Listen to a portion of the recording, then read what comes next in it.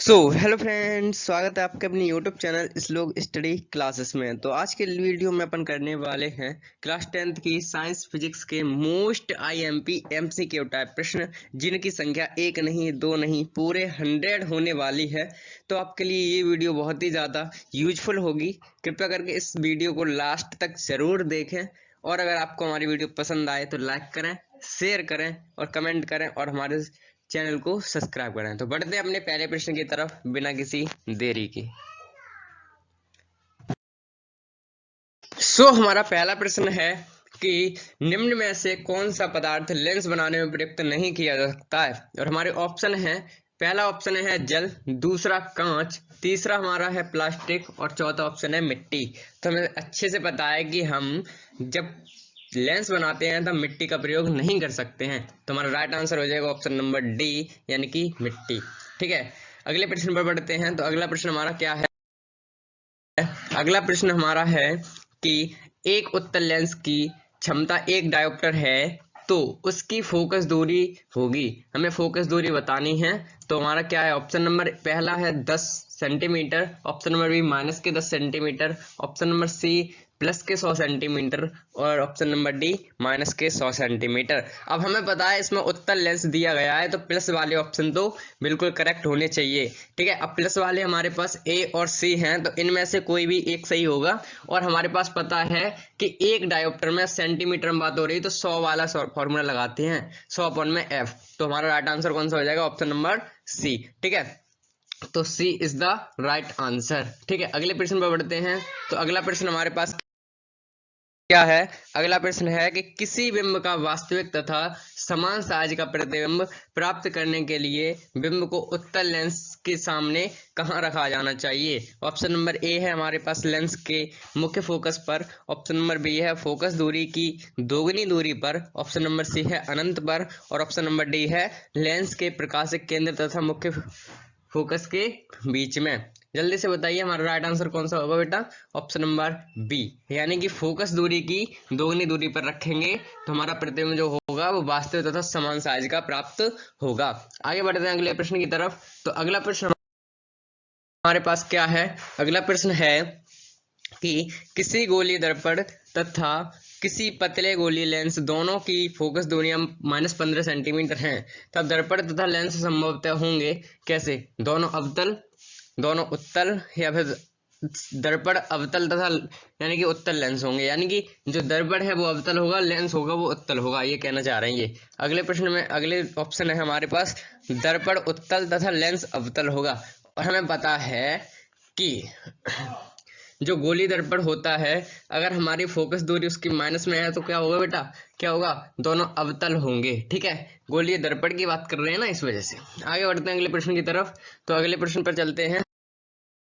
अगला प्रश्न है हमारे पास कि प्रकाश के अपवर्तन के कितने नियम होते हैं। तो ऑप्शन नंबर ए है 1, ऑप्शन नंबर बी है 2, ऑप्शन नंबर सी है 3, और ऑप्शन नंबर डी है 4। तो हमारा राइट आंसर होगा ऑप्शन नंबर बी 2, यानी कि प्रकाश का जो अपवर्तन होते हैं उसके 2 ही नियम होते हैं, और साथ ही साथ अगर परावर्तन की पूछे तो उसके भी 2 ही नियम होते हैं। आगे बढ़ते हैं अगले प्रश्न पर। हमारा अगला प्रश्न है कि सरल सूक्ष्मदर्शी में किसका प्रयोग होता है, यानी कि सरल सूक्ष्मदर्शी जो होती है उसमें किस लेंस का प्रयोग होता है, इसे भी आ सकता है प्रश्न। तो हमारा ऑप्शन देख लेते हैं। ऑप्शन नंबर ए है अवतल दर्पण, ऑप्शन नंबर बी है उत्तल दर्पण, ऑप्शन नंबर सी है अवतल लेंस, और ऑप्शन नंबर डी है उत्तल लेंस। तो हमारा राइट आंसर होगा, हमें पता है, उत्तल लेंस, क्योंकि जो सूक्ष्मदर्शी होती है इनमें लेंस का प्रयोग होता है, या तो अवतल का हो या उत्तल का। और दूर की चीज देखने के लिए, सूक्ष्म की चीज देखने के लिए हम क्या करेंगे? उत्तल लेंस का प्रयोग करते हैं। ठीक है, किसका? उत्तल लेंस का प्रयोग होता है। अगले प्रश्न में बढ़ता है। अगला प्रश्न हमारे पास क्या है? अगला प्रश्न है कि किसी माध्यम के अपवर्तनांक का मान होता है। हमारा ऑप्शन नंबर पहला है क्या? साइन आई अपॉन में साइन आर, ऑप्शन नंबर दूसरा है साइन आर अपॉन में साइन आई, और ऑप्शन नंबर तीसरा है sine i into sine r, और ऑप्शन नंबर डी है sine i plus sine r. तो हमें पता है इसका स्नेल के नियम से क्या होता है, साइन आई अपॉन में sine r. Option number A is the right answer, यानी कि किसी माध्यम के अपवर्तनांक का मान साइन आई अपॉन में साइन आर होता है। आगे बढ़ते हैं अगले प्रश्न की तरफ। तो अगला प्रश्न हमारे पास क्या है, अगला प्रश्न है कि एक उत्तल लेंस होता है। ऑप्शन नंबर ए है सभी जगह समान मोटाई का, ऑप्शन नंबर बी है बीच की अपेक्षा किनारों पर मोटा, ऑप्शन नंबर सी है किनारों की अपेक्षा बीच में मोटा, और ऑप्शन नंबर डी है इनमें से कोई नहीं। तो हमारा राइट आंसर है ऑप्शन नंबर सी, किनारों की अपेक्षा बीच में मोटा होता है। क्या होता है बेटा, उत्तल लेंस। आगे बढ़ते हैं अगले प्रश्न पर। तो अगला प्रश्न हमारे पास है क्या है, ध्यान से देखिए कि अवतल लेंस का आवर्धन बराबर होता है। तो अवतल लेंस का आवर्धन बराबर होता है option number A U upon में V, option number U V, option number C है यू प्लस वी, और ऑप्शन नंबर डी है वी अपॉन यू। तो देखिए एक बात ऐसी है कि जो लेंस होते हैं उनमें आवर्धन सेमी होता है किसका, वी अपॉन में यू। ठीक है, अब चाहे उत्तल लेंस हो चाहे अवतल लेंस हो, लेकिन आवर्धन यही मिलेगा आपको, वी अपॉन में यू। ठीक है बेटा, अगर दर्पण की पूछे आपसे तो माइनस लग जाता है, अगर दर्पण में पूछे तो माइनस लगा दीजिए, और लेंस पूछे तो प्लस के वी अपॉन में you. Option number D right हो जाएगा हमारे पास, तो D is the right answer. आगे बढ़ते हैं अगले प्रश्न की तरफ। तो अगला प्रश्न हमारे पास है क्या है, ध्यान से देखिए कि गोली दर्पण में फोकसांतर यानी कि फोकस का अंतर एवं वक्रता केंद्र की वक्रता त्रिज्या के बीच में जो संबंध होता है, यानी कि फोकस और वक्रता केंद्र के बीच में जो संबंध होता है वो क्या होता है बेटा। ऑप्शन नंबर ए है r बराबर 2f, ऑप्शन नंबर बी है f बराबर r, ऑप्शन नंबर सी है f बराबर 2 अपॉन में r, और ऑप्शन नंबर डी है r बराबर f अपॉन में 2। तो हमें पता है, अच्छे से पता है क्या है इसका राइट आंसर, ऑप्शन नंबर ए r बराबर 2f। ठीक है, आगे बढ़ते हैं अगले प्रश्न पर। तो अगला प्रश्न हमारे पास क्या है, अगला प्रश्न है कि निर्गत किरण एवं अभिलंब के बीच के कोण को क्या कहते हैं। ऑप्शन नंबर ए आपतन कोण कहते हैं, ऑप्शन बी परावर्तन कोण कहते हैं, ऑप्शन सी निर्गत कोण कहते हैं, और ऑप्शन डी इनमें से कोई नहीं। तो हमारा राइट आंसर है ऑप्शन नंबर सी, निर्गत कोण कहते हैं। आगे बढ़ते हैं अगले प्रश्न पर। तो अगला प्रश्न हमारे पास क्या है, 1 मीटर फोकस दूरी वाले उत्तल लेंस की क्षमता होगी। अब देख लीजिए यहाँ पे मीटर में पूछिए फोकस, तो कौन सा फॉर्मूला लगाएंगे हम, 1/f बराबर क्या क्षमता पूछिए, p बराबर 1 में f मीटर में। ठीक है, ये वाला फॉर्मूला लगेगा। आगे बोलते हैं क्या कि माइनस के एक डायोप्टर होगी, प्लस के एक डायोप्टर होगी, या फिर प्लस के 2 डायोप्टर, या फिर 1.5 डायोप्टर। तो जल्दी से बता दीजिए क्या होगा इसका राइट आंसर। 1 मीटर की फोकस दूरी पूछिए ना, और उत्तल लेंस है। अब पता है उत्तल लेंस होता है तो प्लस वाले तो सभी प्लस वालों में से होगा एक सही होगा, माइनस वाला तो वैसे ही चलेगा। तो ए ऑप्शन तो वैसे ही हट गया। अब आपके पास 3 ऑप्शन बचे, बी सी और डी। इसमें से बता दीजिए क्या होगा बेटा। Option number B is the right answer, कि एक से एक कटेगा एक ही आ जाएगा। तो बी यानी कि जो होता है 1 डायोप्टर वो राइट आंसर हो जाएगा 1 मीटर की फोकस दूरी के लिए।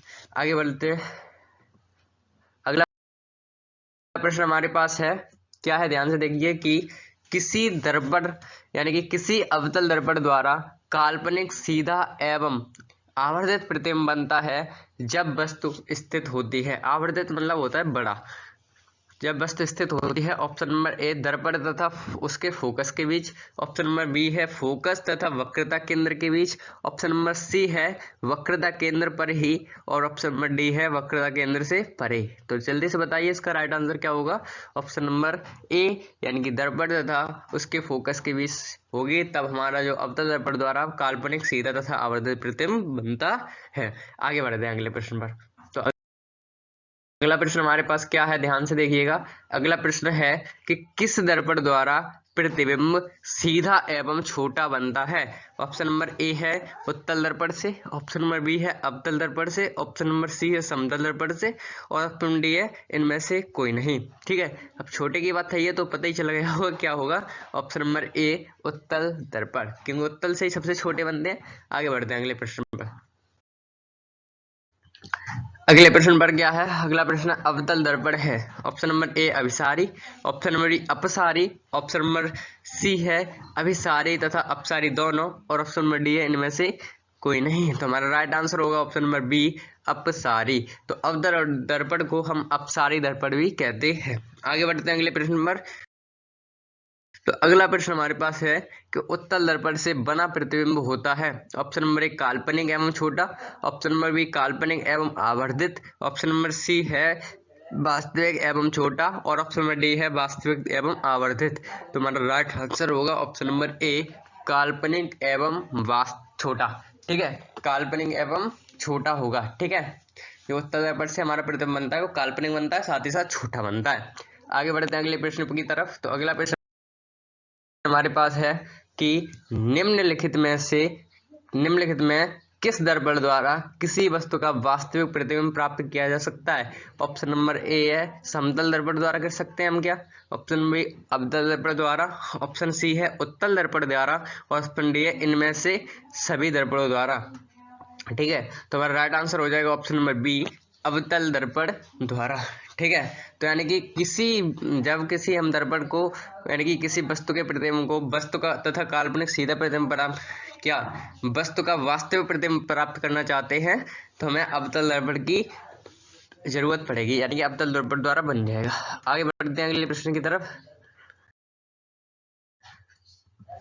अगला प्रश्न है हमारे पास कि निम्नलिखित में किसमें यानी कि किसमें बड़ा और वास्तविक प्रतिबिंब बनता है। ऑप्शन नंबर ए है समतल दर्पण में, ऑप्शन नंबर बी उत्तल दर्पण में, ऑप्शन नंबर सी अवतल दर्पण में, और ऑप्शन डी अवतल लेंस में। तो जल्दी से बता दीजिए कि जो है कि किसमें बड़ा और वास्तविक प्रतिबिंब बनता है, जल्दी से बताइए। ऑप्शन नंबर सी होगा, क्योंकि अभी अभी पढ़ा था हमने कि अवतल दर्पण से ही वास्तविक प्रतिबिंब मिलते हैं।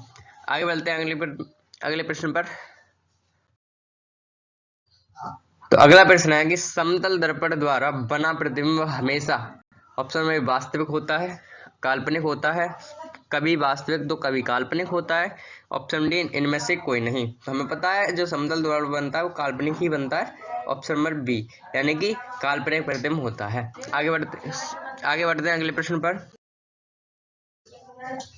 अगला प्रश्न है हमारे पास कि किसी वस्तु का आवर्धित प्रतिबिंब बनता है।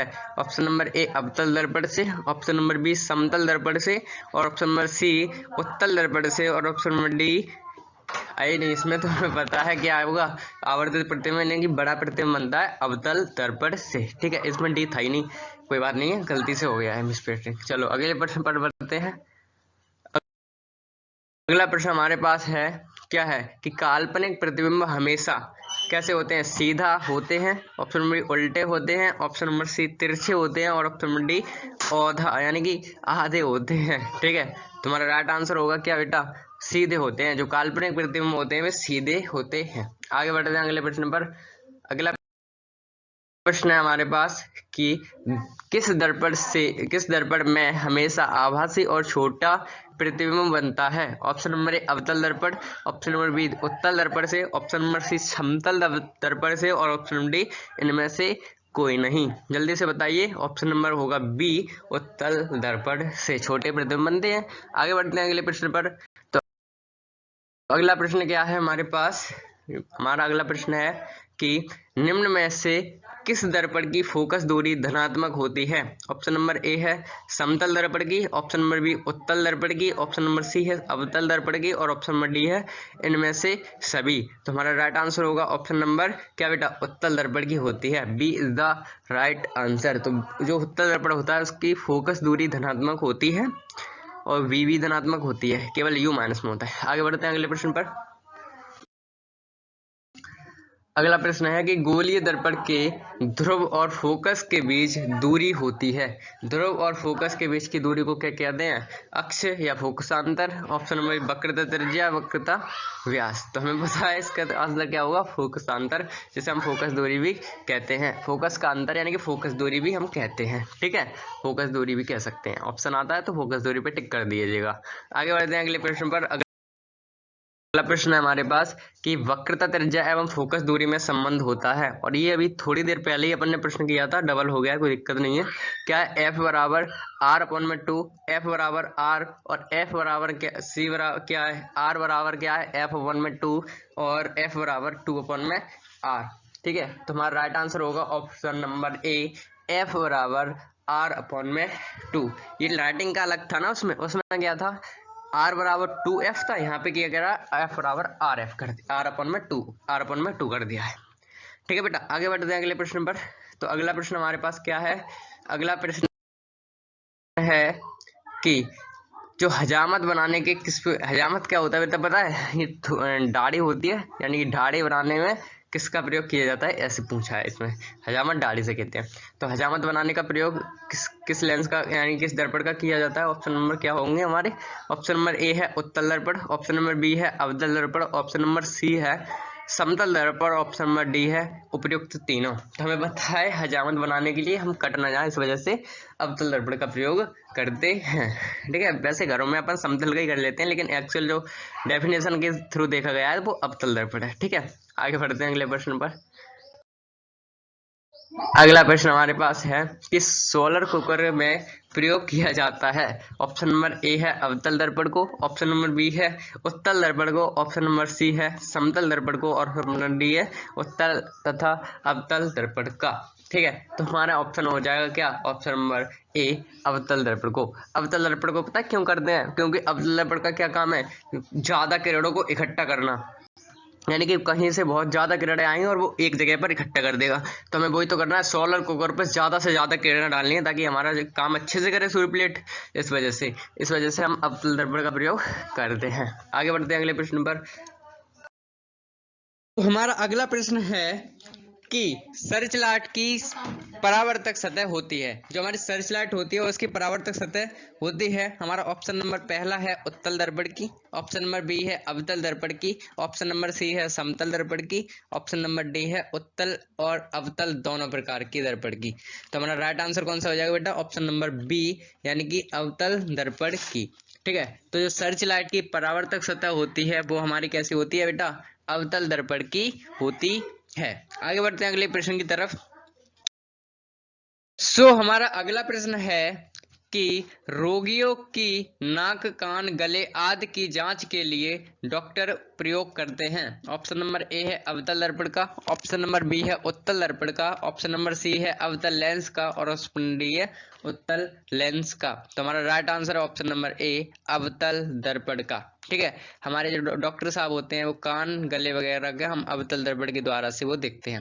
ठीक है, आगे बढ़ते हैं। हालांकि अगर दांत की बात चलती है तो उसमें अवतल लेंस का प्रयोग होता है बेटा। ठीक है बेटा, आगे बढ़ते हैं अगले प्रश्न पर। तो अगला प्रश्न क्या है बेटा, तो हमारा अगला प्रश्न है कि सामान्य नेत्र के लिए दूर बिंदु है। Option number A 25 metre, option number B 25 centimetre, option number 25 millimetre, और ऑप्शन नंबर डी अनंत। तो हमें पता है हमारे सामान्य नेत्र के लिए दूर बिंदु होता है वो क्या होता है, अनंत होता है। तो इस हिसाब से हमारा option number D is the right answer. आगे बढ़ते हैं अगले प्रश्न की तरफ। तो अगला प्रश्न हमारे पास है कि अभिनेत्र लेंस की फोकस दूरी में परिवर्तित किया जाता है, किसके द्वारा किया जाता है परिवर्तन। ऑप्शन नंबर ए पुतली द्वारा, ऑप्शन नंबर बी दृष्ट पटल द्वारा, ऑप्शन नंबर सी पश्चिमावी द्वारा, और ऑप्शन नंबर डी है परितारिका द्वारा। तो हमें पता है हमारा right answer option number C है पश्चिमावी द्वारा, यानी कि जो पश्चिमावी पेशियां होती है उनके द्वारा हम अपनी फोकस दूरी में परिवर्तन करते हैं, किसकी, अभिनेत्र की। आगे बढ़ते हैं अगले प्रश्न की ओर। तो अगला प्रश्न हमारे पास है हमारा अगला प्रश्न है कि स्पेक्ट्रम में किस रंग की किरण का झुकाव अधिक होता है। तो हमें बताना है कि हमारे जो स्पेक्ट्रम होता है उसमें किस रंग का झुकाव अधिक होता है। ऑप्शन नंबर ए है हमारे पास लाल, ऑप्शन नंबर बी हरा, ऑप्शन नंबर सी पीला, और ऑप्शन नंबर डी बैगनी। तो हमारा राइट आंसर है ऑप्शन नंबर डी बैगनी। ठीक है, जो बैगनी होता है उसका रंग जो बैगनी रंग होता है उसका जो स्पेक्ट्रम का झुकाव सबसे अधिक होता है। ठीक है, आगे बढ़ते हैं अगले प्रश्न पर। हमारा अगला प्रश्न है कि स्पेक्ट्रम प्राप्त करने के लिए किसका उपयोग किया जाता है। तो हमारे पास राइट आंसर ऑप्शन नंबर क्या है, हमारे पास ऑप्शन नंबर है कांच की सिल्ली, ऑप्शन नंबर बी है अवतल दर्पण, ऑप्शन नंबर सी है उत्तल दर्पण, और ऑप्शन नंबर डी है प्रिज्म। तो हमारा राइट आंसर है ऑप्शन नंबर डी प्रिज्म, यानी कि हम स्पेक्ट्रम प्राप्त करने के लिए प्रिज्म का प्रयोग करते हैं। आगे बढ़ते हैं अगले प्रश्न की तरफ। तो अगला प्रश्न हमारे पास है कि जो नेत्र निकट की वस्तुओं को साफ नहीं देख सकता है उस नेत्र में होता है। ठीक है, ऑप्शन नंबर ए है दूरदृष्टि दोष, ऑप्शन नंबर बी है निकट दृष्टि दोष, ऑप्शन नंबर सी है जरा दृष्टि दोष और ऑप्शन नंबर डी है वर्णांधिकता। ठीक है, तो जो नेत्र निकट की वस्तुएं साफ नहीं देख पाता है उसमें क्या होता है बेटा, दूरदृष्टि दोष होता है। क्या होता है बेटा, दूरदृष्टि दोष होता है। ठीक है, आगे बढ़ते हैं अगले प्रश्न की ओर। तो अगला प्रश्न हमारे पास क्या है, अगला प्रश्न है कि मानव नेत्र में किसी प्रकार का लेंस नहीं होता है, या अवतल लेंस होता है, या उत्तल लेंस होता है, या उत्तल दर्पण होता है। जल्दी से बताएंगे तो हमारा राइट आंसर होने वाला है ऑप्शन नंबर सी, उत्तल लेंस होता है। आगे बढ़ते हैं अगले प्रश्न की तरफ। तो अगला प्रश्न हमारे पास है कि मानव नेत्र वस्तु का प्रतिबिंब निम्न में से किस भाग पर बनाता है। ऑप्शन नंबर ए है कॉर्निया, ऑप्शन नंबर बी है आइरिस, ऑप्शन नंबर सी है रेटिना और ऑप्शन नंबर डी है पुतली। तो हमारा राइट आंसर है ऑप्शन नंबर क्या बेटा, किस पे बनाएगा, रेटिना पर बनाता है। Option number C is the right answer. आगे बढ़ते हैं अगले प्रश्न पर। तो अगला प्रश्न हमारे पास क्या है, अगला प्रश्न है कि सामान्य नेत्र के रेटिना पर बनने वाला प्रतिबिंब होता है। ऑप्शन नंबर ए है आभासी और सीधा, ऑप्शन नंबर बी है वास्तविक और सीधा, ऑप्शन नंबर सी है वास्तविक और उल्टा, ऑप्शन नंबर डी है आभासी और उल्टा। तो हमारा राइट आंसर है ऑप्शन नंबर सी, वास्तविक और उल्टा। ठीक है, तो सामान्य नेत्र के रेटिना पर जो बनता है प्रतिबिंब वो होता है हमारे पास वास्तविक और उल्टा। आगे बढ़ते हैं अगले प्रश्न पर। तो अगला प्रश्न है हमारे पास क्या है कि टिंडल प्रभाव प्रकाश की कौन सी परिघटना को प्रदर्शित करता है। तो हमारे ऑप्शन है प्रकाश का परावर्तन को करता है, ऑप्शन नंबर बी है प्रकाश का अपवर्तन, ऑप्शन नंबर सी है प्रकाश का विक्षेपण और ऑप्शन नंबर डी है प्रकाश का प्रकीर्णन। तो हमारा राइट आंसर है ऑप्शन नंबर डी, प्रकाश का प्रकीर्णन। तो टिंडल प्रभाव जो होता है वो प्रकाश की प्रकीर्णन की घटना को प्रदर्शित करता है। आगे बढ़ते हैं अगले प्रश्न की तरफ। तो अगला प्रश्न हमारे पास है कि दूरदृष्टि दोष वाली आंख साफ साफ देख सकती हैं। तो जो दूरदृष्टि दोष होता है जिन आंखों में, वो हमारी वस्तुएं साफ साफ देख सकती हैं, दूर की वस्तुओं को, निकट की वस्तुओं को, बड़ी वस्तुओं को या फिर केवल छोटी वस्तुओं को। तो हमें अच्छे से पता है कुछ दूर दृष्टि दोष वाली आंखें वो साफ साफ देख पाएंगे केवल दूर की वस्तुओं को। तो option number A is the right answer. आगे बढ़ते हैं अगले प्रश्न पर। तो अगला प्रश्न हमारे पास है कि निकट दृष्टि दोष वाला व्यक्ति को देख सकता है। जो निकट दृष्टि दोष होता है वो व्यक्ति देख सकता है केवल निकट की वस्तुओं को। तो क्या होगा इसका आंसर, हमारे पास क्या है, केवल वो D option is the right होगा कि निकट की वस्तुओं को अच्छी तरह से देख सकता है। Option number D is the right answer. आगे बढ़ते हैं अगले प्रश्न पर। तो अगला प्रश्न हमारे पास क्या है, अगला प्रश्न है आंख व्यवहार करती हैं। ऑप्शन नंबर ए अवतल दर्पण की तरह, ऑप्शन नंबर बी उत्तल लेंस की तरह, ऑप्शन नंबर सी समतल दर्पण की तरह या फिर अवतल लेंस की तरह। तो हमें पता है option number B is the right होने वाला है, क्योंकि आंखें व्यवहार करती हैं उत्तल लेंस की तरह। आगे बढ़ते हैं अगले प्रश्न पर।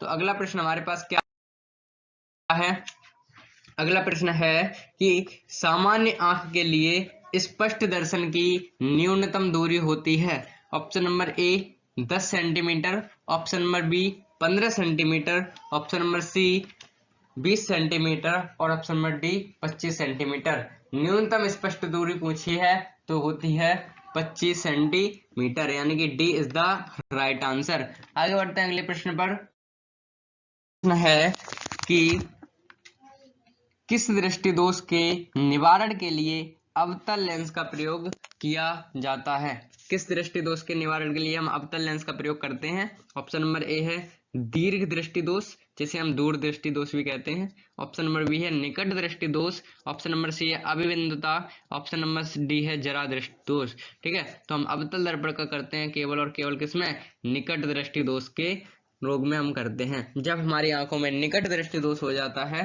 तब हम अवतल लेंस का प्रयोग करते हैं। आगे बढ़ते हैं अगले प्रश्न पर। तो अगला प्रश्न हमारे पास क्या है कि दूरदृष्टि दोष वाले मनुष्य के चश्मे में होता है, दूरदृष्टि दोष वाले मनुष्य के चश्मे में होता है ऑप्शन नंबर ए अवतल लेंस, ऑप्शन नंबर बी उत्तल लेंस, ऑप्शन नंबर सी बेलनाकार लेंस, ऑप्शन नंबर डी समतलोत्तल लेंस, यानी कि समतल और उत्तल लेंस दोनों। ठीक है, तो हमारा राइट आंसर होने वाला है ऑप्शन नंबर बी उत्तल लेंस। जब हमारे पास दूरदृष्टि दोष होता है हमारी आंखों में तब हम उत्तल लेंस का प्रयोग करते हैं। आगे बढ़ते हैं अगले प्रश्न पर। तो अगला प्रश्न हमारे पास है कि निकट दृष्टि दोष में किस लेंस का प्रयोग होता है, और ये अभी अभी पढ़ा था हमने, तो इस पे टाइम वेस्ट नहीं करेंगे अपन। तो अवतल लेंस होता है, ये हमने पढ़ा था। ठीक है बेटा, आगे बढ़ते हैं अगले प्रश्न पर। तो अगला प्रश्न है कि जरा दृष्टि दोष को दूर करने में काम में लाया गया लेंस होता है, यानी जरा दृष्टि दोष में कौन सा लेंस का प्रयोग करते हैं। ऑप्शन नंबर ए है उत्तल, बी अवतल, सी बेलनाकार, या फिर बाइफोकल। तो right answer option number D bifocal. तो जरा दृष्टि दोष में हम बाइफोकल लेंस का प्रयोग करते हैं। अगले प्रश्न पर बढ़ते हैं। अगला प्रश्न हमारे पास है कि श्वेत प्रकाश में कितने वर्ड होते हैं। Option number A 3, option number B 4, option number C 5 और ऑप्शन नंबर डी 7। तो हमें पता है option number D is the right answer. श्वेत प्रकाश में 7 वर्ड होते हैं। आगे बढ़ते हैं अगले प्रश्न पर। तो अगला प्रश्न हमारे पास है कि श्वेत प्रकाश की किरण जब किसी प्रिज्म से होकर गुजरती है तब जो वर्ड सबसे अधिक विचलित होता है वो क्या है बेटा। लाल है, पीला है, बैगनी है, हरा है। तो option number C is the right answer. जो बैगनी होता है वो हमारा क्या होता है, सबसे अधिक विचलित होता है। ठीक है, आगे बढ़ते हैं। श्वेत प्रकाश जब एक प्रिज्म से होकर गुजरता है तो वर्ड सबसे कम विचलित होता है। कौन सा होता है बेटा, लाल, पीला, बैगनी, हरा। तो सबसे कम होता है बेटा लाल। Option number A is the right answer. आगे बढ़ते हैं अगले प्रश्न पर। तो अगला प्रश्न हमारे पास है कि प्रकाश के किस वर्ड के लिए तरंग दैर्घ्य अधिकतम होती है। ऑप्शन नंबर ए लाल, बी पीला, सी बैगनी, ही हरा। तो ठीक है, तो प्रकाश की तरंग दैर्घ्य किसके लिए अधिक होती है। ऑप्शन नंबर ए लाल के लिए सबसे अधिक होती है। ठीक है, आगे बढ़ते हैं अगले प्रश्न पर। तो अगला प्रश्न हमारे पास क्या है। अगला प्रश्न है कि प्रिज्म से निकलने के बाद श्वेत किरणें क्यों 7 रंग में विभक्त हो जाती हैं। ऑप्शन नंबर ए प्रिज्म का वह अपना गुण होता है, या फिर प्रिज्म के कारण प्रकाश रंगीन हो जाता है, या सूर्य का श्वेत प्रकाश 7 रंगों का मिश्रण होता है, या फिर इनमें से कोई कारण नहीं है। तो हमें पता है option number C is the right है, क्योंकि सूर्य का श्वेत प्रकाश में पता है 7 रंग का मिश्रण होता है। आगे बढ़ते हैं अगले प्रश्न पर। तो अगला प्रश्न हमारे पास है क्या है। अगला प्रश्न है कि कांच के प्रिज्म से गुजरने वाली भिन्न वर्ण की किरणों का विचलन भिन्न भिन्न होता है। क्यों होता है बेटा। ऑप्शन नंबर ए उनका अपवर्तनांक भिन्न भिन्न होता है, या फिर प्रिज्म की 2 सतहों के से किरण का विचलन होता है, या फिर भिन्न भिन्न रंगों का प्रकाश कांच की भिन्न भिन्न चाल से चलता है, और या फिर प्रकाश एक विद्युत चुंबकीय तरंग होती है। ठीक है, तो हमें पता है option number C is the right answer, क्योंकि भिन्न भिन्न रंगों का जो प्रकाश के कांच में चाल होती है वो भिन्न भिन्न होती है, इसीलिए हमारे पास जो कांच के होते हैं वो उनका विचलन भिन्न भिन्न होता है। ठीक है, आगे बढ़ते हैं अगले प्रश्न पर। तो अगला प्रश्न हमारे पास है वो क्या है, विद्युत आवेश का एसआई मात्रक क्या है। Option number A volt, B ohm, C ampere और डी कूलाम। तो हमें पता है विद्युत आवेश का मात्रक कूलाम होता है, तो D is the right answer. आगे बढ़ते हैं अगले प्रश्न पर। तो अगला प्रश्न हमारे पास है कि अतिभारण के समय विद्युत परिपथ में विद्युत धारा का मान बहुत कम हो जाता है, परिवर्तन नहीं होता है, बहुत अधिक बढ़ जाता है, या फिर इनमें से कोई नहीं। ठीक है, तो हमारा right answer option number C बहुत अधिक बढ़ जाता है। आगे बढ़ते हैं अगले प्रश्न पर। तो अगला प्रश्न हमारे पास है वो क्या है, ध्यान से देखिए कि 1 वोल्ट कहलाता है, 1 वोल्ट क्या कहलाता है, 1 जूल प्रति सेकंड, 1 जूल प्रति कूलाम, 1 जूल प्रति एम्पियर, या फिर इनमें से कोई नहीं। तो हमारा राइट आंसर है ऑप्शन नंबर बी 1 जूल प्रति कूलाम। आगे बढ़ते हैं अगले प्रश्न पर। तो अगला प्रश्न हमारे पास है कि एमीटर को विद्युत परिपथ में कैसे जोड़ा जाता है, श्रेणी क्रम में, पार्श्व क्रम में, या फिर ए और बी दोनों में, या फिर इनमें से कोई नहीं। पार्श्व क्रम को हम समांतर क्रम में कहते हैं और हमें जोड़ा जाता है श्रेणी क्रम में। ठीक है, तो एमीटर को जो जोड़ा जाता है वो एमीटर को हम श्रेणी क्रम में जोड़ते हैं अपने सर्किट में। आगे बढ़ते हैं अगले प्रश्न पर। तो अगला प्रश्न हमारे पास है कि निम्नलिखित में से कौन सा पद विद्युत शक्ति को निरूपित नहीं करता है। Option number A I square R, option number B I R square, option number C V I, और option number D V square R, B square upon में आर। तो हमारा right answer option number B I R square हमारी विद्युत शक्ति को निरूपित नहीं करता है। आगे बढ़ते हैं अगले प्रश्न पर। अगला प्रश्न हमारे पास है कि एक बल्ब से 1 मिनट में 120 कूलम आवेश प्रवाहित हो रहे हैं, तो विद्युत धारा का मान ज्ञात कीजिए। तो हमें देखिए टी दे रखा है, क्यू दे रखा है, आई पूछा है। क्यू बराबर आई टी अपन फॉर्मूला लगा देंगे, इससे अपन मान निकालेंगे। तो हमारे पास आ जाएगा क्या, हमारे पास आ जाएगा 2 एम्पियर। आगे बढ़ते हैं अगले प्रश्न पर। तो अगला प्रश्न है कि किस उपकरण में धन और ऋण के चिन्ह नहीं होते हैं, एमीटर में, वोल्ट मीटर में, कुंडली में, या विद्युत सेल में। तो कुंडली में हमारे पास धन और ऋण चिन्ह नहीं होते हैं। आगे बढ़ते हैं अगले प्रश्न पर। तो अगला प्रश्न हमारे पास है कि लघु पतन के समय परिपथ में विद्युत धारा का मान होता है। ऑप्शन नंबर ए बहुत अधिक, बहुत अधिक, बहुत कम, या फिर 3 एम्पियर, या फिर 4 एम्पियर। तो क्या हो जाता है, बहुत अधिक हो जाता है लघु पतन के समय विद्युत धारा का मान। आगे बढ़ते हैं अगले प्रश्न पर। तो अगला प्रश्न हमारे पास है कि किसी बल्ब से 220 वोल्ट पर 2 एम्पीयर की धारा प्रवाहित होती है, तो फिलामेंट का प्रतिरोध होगा, क्या होगा बेटा, 55, 110, 220 या 40, 440। तो ऑप्शन नंबर 110 होगा। और इस तरीके जो सवाल हैं, जो क्वेश्चन हैं, वो हमने करा चुके हैं अपनी लाइव क्लास में, तो वहां पे जाके आप देख सकते हैं। ठीक है, डिस्क्रिप्शन में लिंक आपको मिल जाएगा उस प्ले लिस्ट का। ठीक है, हिंट के लिए आपको बता देते हैं, यहाँ पे पी का हमें यहाँ पे वी का मान और आई का मान दे रखा है, आर का मान पूछा है, ओम का नियम लगा के हम अपना मान निकाल लेंगे। ठीक है, आगे बढ़ते हैं अगले प्रश्न पर। तो अगला प्रश्न हमारे पास है, क्या है वो, एक विद्युत हीटर की कुंडली जिसका प्रतिरोध 55 है, 220 वोल्ट के स्रोत से जो विद्युत धारा लेगी उसका मान होगा 4 एम्पियर, 40 एम्पियर, या फिर 2.5 एम्पियर, 25 एम्पियर। और इस ये भी प्रश्न हमने एज इट इज कराया है, जो कि हमारा राइट आंसर होने वाला है क्या, 4 एम्पियर। ठीक है, 4 एम्पियर हमारे पास राइट आंसर है, क्योंकि इसमें देखिए आर का मान दिया है, वी का मान दिया है, आई का मान हमसे पूछा है, फॉर्मूला लगा देंगे हम, ओम का नियम वाला आंसर आ जाएगा। आगे बढ़ते हैं अगले प्रश्न पर।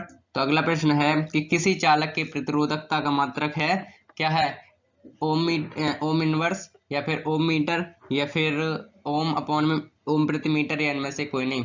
तो प्रतिरोधकता मात्रा होता है ohm metre, B is the right answer. आगे बढ़ते हैं अगले प्रश्न पर। तो अगला प्रश्न हमारे पास है कि हमारे घरों में जो विद्युत आपूर्ति की जाती है वह होती है क्या, 220 वोल्ट पर दृष्ट धारा, या फिर 12 वोल्ट की दृष्ट धारा, या 220 की प्रत्यावर्ती धारा, या फिर 12 वोल्ट की प्रत्यावर्ती धारा। तो एक चीज हमें पता है कि जो हमारे घर में आती है वो अल्टरनेटिंग करंट होता है, यानी कि प्रत्यावर्ती धारा होती है। तो सी और डी में से एक हो सकता है, ऊपर वाले तो वैसे ही कैंसिल आउट हो गए। और आगे हमारे पास पता है 220 की हमें पास मिलते हैं वोल्टेज, वोल्टेज हमारे 220 ही मिलते हैं। ठीक है, तो हमारा क्या हो जाएगा, right answer C is the right answer. आगे बढ़ते हैं अगले प्रश्न पर। तो अगला प्रश्न हमारे पास है कि किसी चालक के छोरों के बीच विभवांतर और प्रतिरोध तथा धारा के बीच संबंध होता है, क्या होता है, आई बराबर आर अपन में वी, या फिर आर बराबर आई अपन में वी, या फिर आर बराबर वी अपन में आई, या इनमें से कोई नहीं। तो हमें पता है ओम का नियम से क्या हो जाता है, आर बराबर वी अपन में आई। ठीक है, आगे बढ़ते हैं अगले प्रश्न पर। तो अगला प्रश्न हमारे पास है कि 100 वाट तक का विद्युत बल्ब 250 वोल्ट के विद्युत मेन से जोड़ा जाता है, तो प्रवाहित धारा पूछी है। हमें क्या पी का मान दे रखा है और वी का मान दे रखा है, आई का मान पूछा है, वी बराबर आई वी, फॉर्मूला होता है, P बराबर IV फॉर्मूला होता है हमारे पास, उससे निकल आएगा। तो हमारे पास क्या होगा 0.1 एम्पियर या फिर 0.4 एम्पियर या फिर 2.5 एम्पियर या फिर 10 एम्पियर। तो हमारा राइट आंसर ऑप्शन में क्या आ जाएगा 0.4 एम्पियर आ जाएगा। ये करके देख लेना आप, ठीक है। और इस तरीके के हम न्यूमेरिकल पहले ही बता रहे हैं कि हमने लाइव क्लास में अपने में करा चुके हैं, ठीक है। तो वो आप कंटिन्यू देख लेना, डिस्क्रिप्शन में लिंक मिल ही जाएगा उस प्लेलिस्ट का, ठीक है। आगे बढ़ते हैं अगले प्रश्न पर। तो अगला प्रश्न हमारे पास है, वो क्या है, ध्यान से देखिएगा कि जब किसी चालक तार से विद्युत धारा प्रवाहित होती है तो गतिशील कण होते हैं, क्या होते हैं बेटा, परमाणु, आयन होते हैं या फिर प्रोटॉन या इलेक्ट्रॉन। तो हमें पता है कि जो हमारे पास जो गतिशील कण होते हैं वो इलेक्ट्रॉन होते हैं। D is the right answer हो जाएगा। आगे बढ़ते हैं अगले प्रश्न पर। तो अगला प्रश्न है कि 100 वाट एक 220 वोल्टेज के विद्युत बल्ब के तंत्र का प्रतिरोध पूछा है। ये भी फॉर्मूला हम करा चुके हैं इस पे, तो इसका आंसर तो सेम पता ही होगा, सबको रट तक गया होगा। क्या होगा बेटा 484 ओम। आगे बढ़ते हैं अगले प्रश्न पर। अगला प्रश्न हमारे पास है कि 1 ओम 2 ओम के प्रतिरोध को 6 वोल्ट की बैटरी से जोड़ने पर जो धारा होती है वो पूछी गई है हमसे, ठीक है। तो ये भी प्रश्न हल करने लायक है, इसे हल करके आंसर बता देते हैं हम, क्या आएगा 2 एम्पियर। इसे करिए और कमेंट कर देना इसको, और अगर नहीं आते तो प्लेलिस्ट पर जाके वीडियो देख लेना, ठीक है। आगे बढ़ते हैं अगले प्रश्न पर। अगला प्रश्न है ओम के नियम का गणितीय रूप लिखिए। ओम का नियम का गणितीय रूप हमारा क्या होता है, option number A V I बराबर V R, option number B है आई बराबर वी अपन में आर, ऑप्शन नंबर सी है क्या है आई बराबर आर अपन में वी, ऑप्शन नंबर डी है आई बराबर वी प्लस आर। तो हमारा राइट आंसर हो जाएगा ऑप्शन नंबर वी, क्या हो जाएगा आई बराबर वी अपॉन में R. V is the right answer. आगे बढ़ते हैं अगले प्रश्न की तरफ। अगला प्रश्न हमारे पास है वो क्या है कि किसी कुंडली का प्रतिरोध ज्ञात करने के लिए सूत्र है। कुंडली का प्रतिरोध ज्ञात करने के लिए फॉर्मूला क्या है, आर बराबर वी इंटू आई, आर बराबर वी अपॉन प्रति आई, या फिर आर बराबर वी अपॉन में आई, या फिर डी है आर बराबर वी माइनस आई। तो हमें पता है option number C is the right answer, R बराबर वी अपॉन में आई हमारे पास फॉर्मूला होता है जो कि ओम के नियम से लिया गया है। आगे बढ़ते हैं अगले प्रश्न पर। अगला प्रश्न हमारे पास है कि 1 एम्पियर बराबर होता है क्या 1 जूल प्रति सेकंड, या फिर 1 जूल प्रति कूलाम, या फिर 1 वोल्ट प्रति कूलाम, या फिर 1 कूलाम प्रति सेकंड, ठीक है। तो हमारा right answer option number D 1 coulomb प्रति सेकंड 1 एम्पियर के बराबर होता है। आगे बढ़ते हैं अगले प्रश्न पर। तो अगला प्रश्न हमारे पास क्या है कि किसी चालक में प्रवाहित धारा के लिए ओम का नियम लागू होता है। तो जब चालक का ताप अचर रहता है, या जब चालक का ताप अचर रहता है, या फिर जब चालक के सिरों के बीच विभवांतर अचर रहता है, या फिर जब चालकों के सिरों के बीच विभवांतर चर रहता है। तो हमें पता है राइट आंसर ऑप्शन नंबर ए होने वाला है, क्योंकि जब चालक का ताप अचर रहता है तब हमारे ओम का नियम का जो ओम का नियम वो लागू होता है। आगे बढ़ते हैं अगले प्रश्न की तरफ। हमारा अगला प्रश्न है कि ओम के नियम निहित है। जो ओम का नियम वो निहित है, यानी कि कैसा है, ऑप्शन नंबर ए है वी आर बराबर आई में, ऑप्शन नंबर बी है वी बराबर आई आर में, ऑप्शन नंबर सी है आई वी बराबर आर में, और ऑप्शन नंबर डी है आर बराबर वी में। तो हमारा ऑप्शन नंबर क्या राइट होगा, ऑप्शन नंबर बी वी बराबर आई आर में हमारे पास फॉर्मूला इज द राइट है, ठीक है। तो ओम का नियम किस में निहित है बेटा, वी बराबर आई आर में। आगे बढ़ते हैं अगले प्रश्न की ओर। अगला प्रश्न हमारे पास है कि विद्युत धारा की प्रबलता का ऐसा ही मात्रक है। Option number A ampere, option number B no volt, option number C है ओम, और ऑप्शन नंबर डी है जूल। तो हमें पता है कि विद्युत धारा की प्रबलता का मात्रक है एम्पियर, ठीक है। तो विद्युत धारा की जो ऐसा ही मात्रक क्या होता है बेटा, एम्पियर होता है। आगे बढ़ते हैं अगले प्रश्न की तरफ। अगला प्रश्न हमारे पास है कि धारा मापने के यंत्र को कहते हैं अमीटर, वोल्ट मीटर, या फिर कूलाम, या फिर एम्पियर। तो धारा मापने के यंत्र को हम एमीटर कहते हैं। तो ए इज द राइट आंसर। आगे बढ़ते हैं अगले प्रश्न की तरफ। अगला प्रश्न हमारे पास है कि किसी विद्युत धारावाही सीधी लंबी परिनालिका के भीतर चुंबकीय क्षेत्र, ऑप्शन नंबर ए 0 होता है, बी इसके सिरों की ओर जाने पर घटता है, या फिर सिरों के ओर जाने पर बढ़ता है, या फिर सभी बिंदुओं पर समान रहता है। तो हमारा right answer option number D सभी बिंदुओं पर समान रहता है। आगे बढ़ते हैं अगले प्रश्न पर। तो अगला प्रश्न हमारे पास, अगला प्रश्न है कि विद्युत फ्यूज विद्युत धारा के किस सिद्धांत पर कार्य करता है। ऑप्शन नंबर ए ऊष्मीय, ऑप्शन नंबर बी चुंबकीय, ऑप्शन नंबर सी रासायनिक, या इनमें से कोई नहीं। तो हमारा राइट आंसर है ऑप्शन नंबर ए ऊष्मीय। तो विद्युत फ्यूज हमारी जो विद्युत धारा के ऊष्मीय सिद्धांत पर काम करता है। आगे बढ़ते हैं अगले प्रश्न पर। तो अगला प्रश्न हमारे पास है कि बैटरी से किस प्रकार की धारा प्राप्त होती है। ऑप्शन नंबर ए दिष्ट धारा, ऑप्शन नंबर बी प्रत्यावर्ती धारा, ऑप्शन नंबर सी ए और बी दोनों, और ऑप्शन नंबर सी इनमें से कोई नहीं। तो हमारा राइट आंसर है ऑप्शन नंबर ए दिष्ट धारा। तो बैटरी से हमारे पास दिष्ट धारा प्रयोग मिलती है। आगे बढ़ते हैं अगले प्रश्न पर। अगला क्या है हमारे पास कि विद्युत चुम्बकीय प्रेरण की खोज किसने की। ऑप्शन नंबर ए फैराडे ने, ऑप्शन नंबर बी मैक्सवेल ने, ऑप्शन नंबर सी एम्पियर ने, ऑप्शन नंबर डी फ्लेमिंग ने। तो हमारा राइट आंसर ऑप्शन नंबर ए फैराडे ने। तो विद्युत चुम्बकीय प्रेरण की हमारे पास फैराडे ने की थी। ठीक है, किसने की थी बेटा, फैराडे ने। आगे बढ़ते हैं अगले प्रश्न पर। तो अगला प्रश्न हमारे पास क्या है कि लघु पतन के समय परिपथ में विद्युत धारा का मान होता है, और ये प्रश्न रिपीटेड है। तो क्या है इसका आंसर कि जो धारा होती है वो बहुत अधिक बढ़ जाती है। तो C is the right answer. आगे बढ़ते हैं अगले प्रश्न पर। अगला प्रश्न हमारे पास है कि डायनेमो से किस प्रकार की धारा प्राप्त होती है।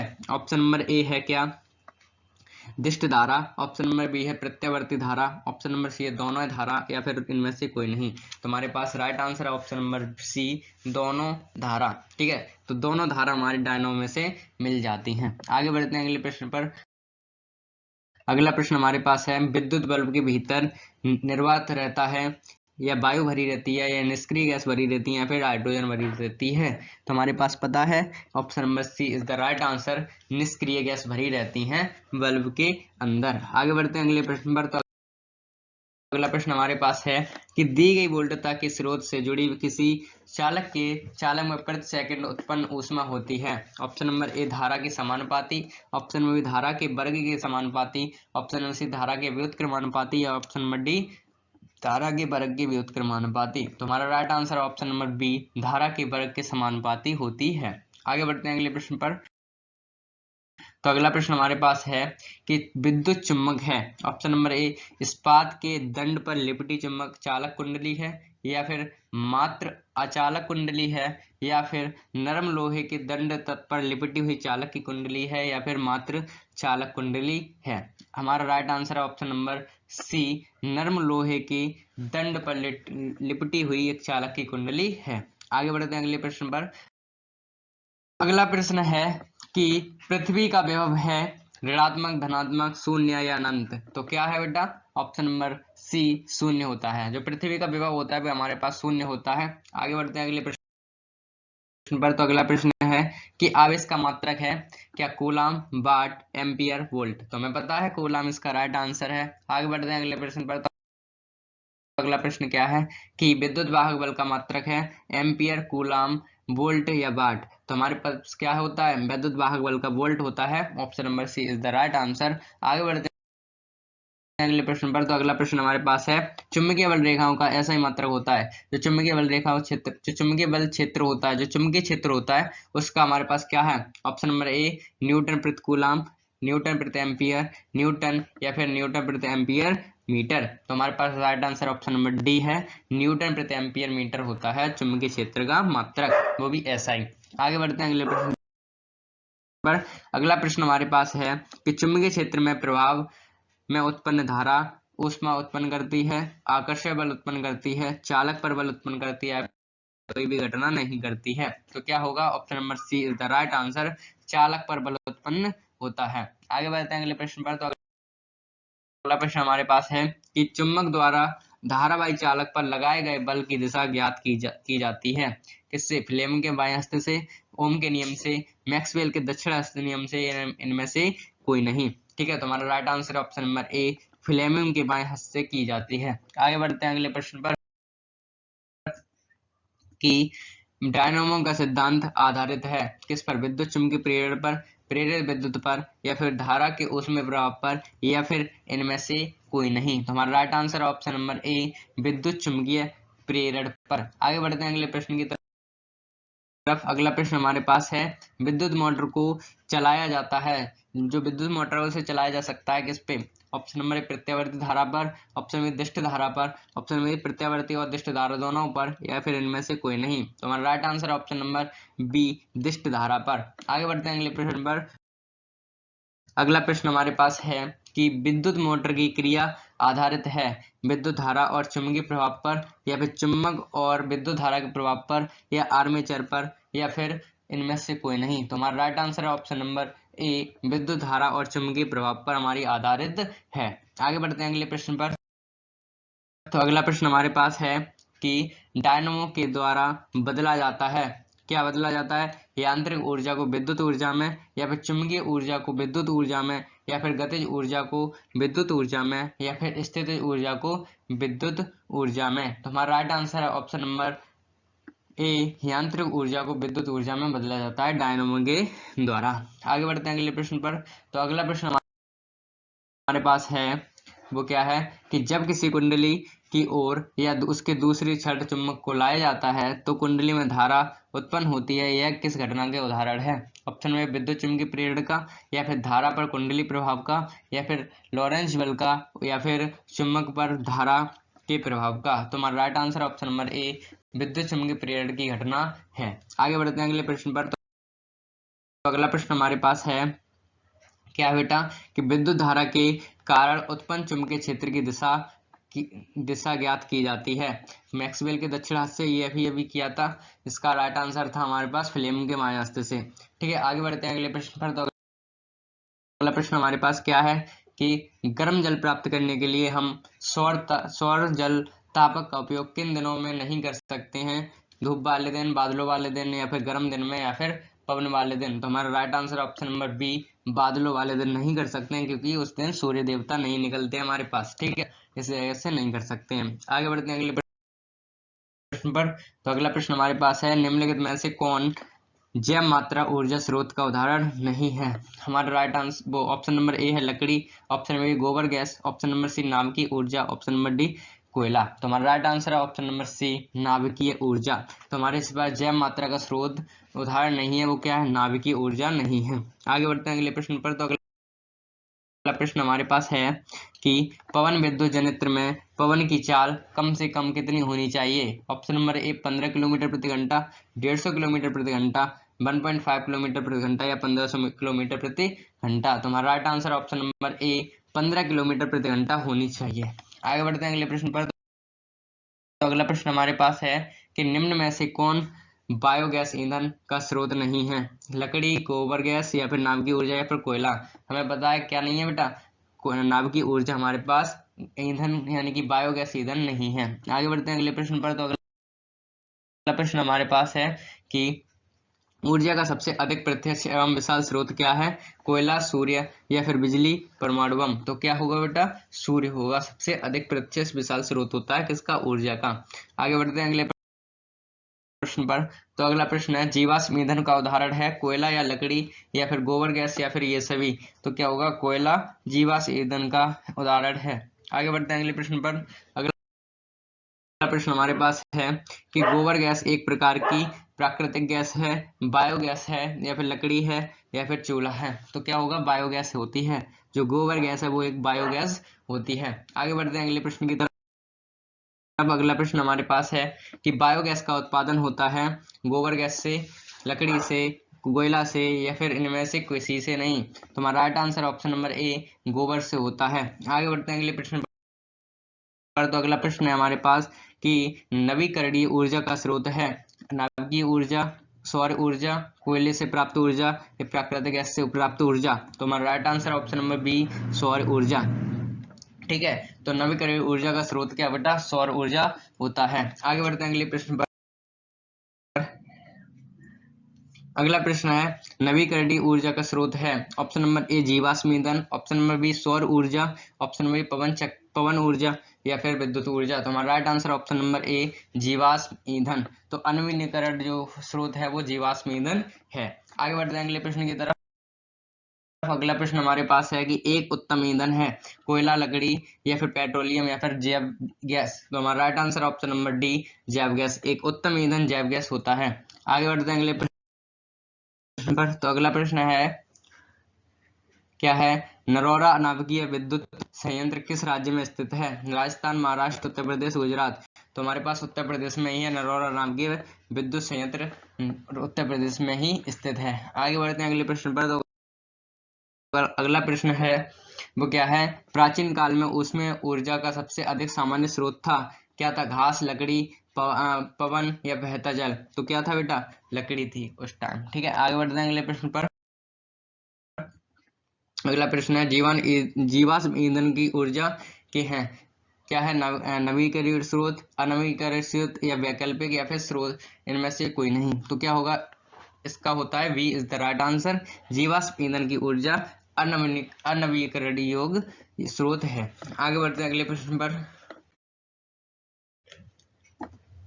अगला प्रश्न है, सरदार सरोवर बांध किस नदी पर है? तो क्या होगा? गंगा पे है, सतलज नदी पर, नर्मदा पर या फिर ताप्ती नदी पर। तो क्या होगा बेटा? नर्मदा नदी पर। तो सरदार सरोवर बांध जो नर्मदा नदी पर स्थित है। आगे बढ़ते हैं अगले प्रश्न पर। तो अगला प्रश्न हमारे पास है कि टिहरी बांध किस पर बना है? गंगा नदी पर, सतलज नदी पर, यमुना नदी पर या नर्मदा नदी पर।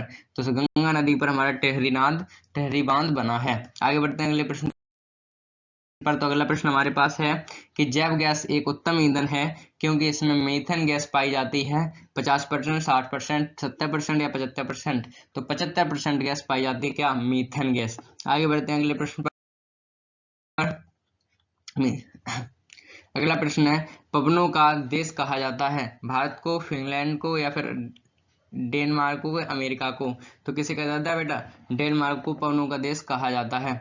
आगे बढ़ते हैं अगले प्रश्न पर। तो अगला प्रश्न है कि भारत का पवन ऊर्जा द्वारा विद्युत उत्पादन करने वाले देश कौन सा स्थान है? तो क्या है? दूसरा, तीसरा, चौथा या पांचवा?